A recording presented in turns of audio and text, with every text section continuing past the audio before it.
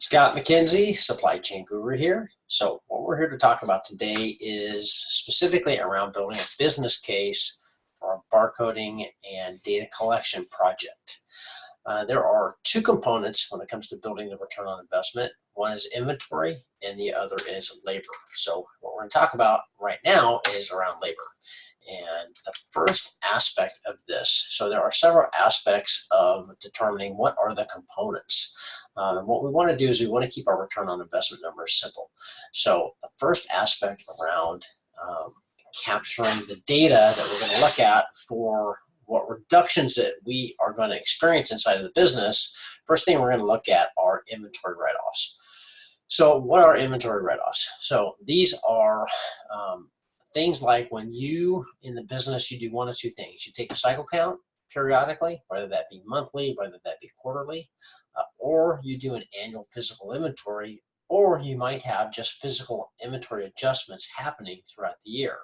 And so what we're going to look to calculate, and we're going to look to go find, is what is that annual number that your company is writing off for inventory.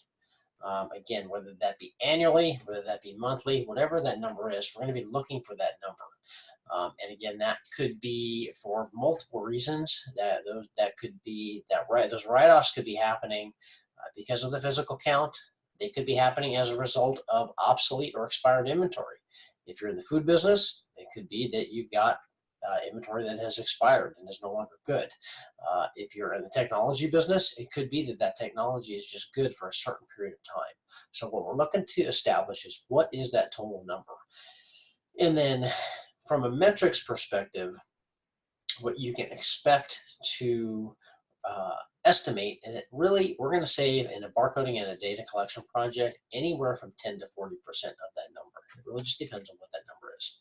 So the second number we're going to look at centers around safety stock. So why does a company have safety stock? Well, the reason is in order: safety. The majority of time that companies hold safety stock, one of the primary reasons that I have found in my experience is that it's because you don't trust what the system says.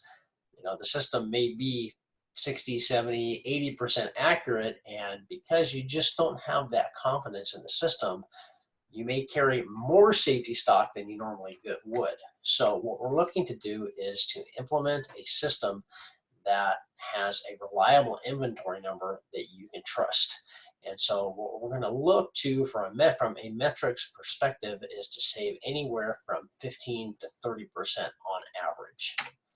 So the third area that we're going to look to in terms of inventory is simply just an overall inventory reduction. And that number is going to be smaller. Inventory values can range wildly from hundreds of thousands of dollars to several millions of dollars. But what we are going to be looking to do is to influence the amount of inventory inside of the business by reducing that number by the same reason that we reduce the number for safety stock. And that is, as we gain confidence in our systems and in our numbers, we're going to have a better understanding and a real understanding of what the inventory is out on the shelf.